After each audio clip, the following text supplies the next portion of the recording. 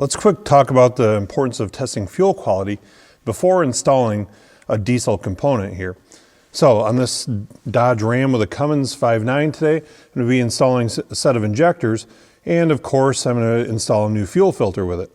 Well, before I get started on the job here, I've got my fuel test swab here, and so I'm going to simply open up the sealed package, remove the swab, and I'm going to dip it into the fuel filter housing,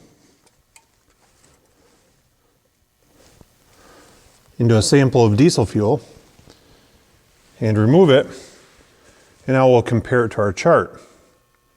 So you can see, based on the results of the chart here, this is an okay clean fuel system. If the swab changes color to show contamination of any sorts in the fuel system, it's important that we stop and flush the entire system before continuing on with the job of installing the new component.